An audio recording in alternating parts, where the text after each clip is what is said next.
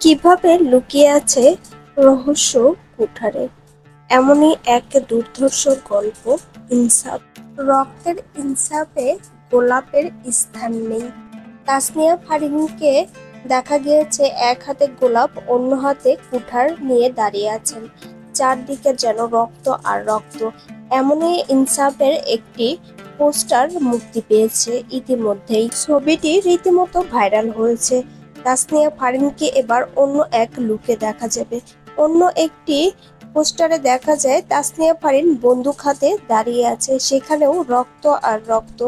তাসনিয়া ফারিন হতে পারে এই সিনেমাতে মেয়েদের জন্য লড়াই করবেন এবং সবার জন্য ন্যায় নিয়ে আসবেন। অন্যদিকে মোশাররফ করিমকে দেখা গিয়েছে এক হাতে কোঠার, অন্যদিকে তিনি ডাক্তারের পোশাকে দাঁড়িয়ে আছেন আর চারদিকে রক্ত। এ ডাক্তার নয়, পাপ সারায়। রক্তই তার ভাষা, ইনসাফ তার শপথ।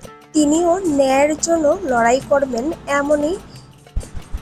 তিনিও ন্যায়ের জন্যই লড়াই করবেন। তবে ভিলেন কে এই সিনেমায়?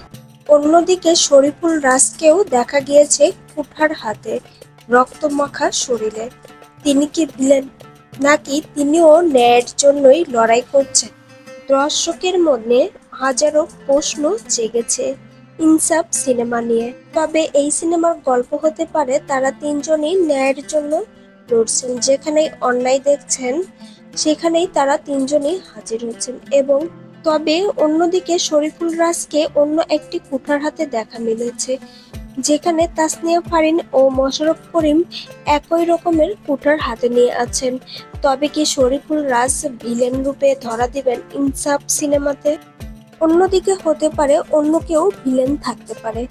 বিনোদন জগতের আপডেট পেতে অবশ্যই ইউটিউব চ্যানেলটি সাবস্ক্রাইব করুন ও ফেসবুক পেজটি ফলো দিয়ে সঙ্গেই থাকুন। প্রিয় ভিউয়ার্স, ভিডিওটি লাইক, কমেন্ট, শেয়ার করতে ভুলবেন না।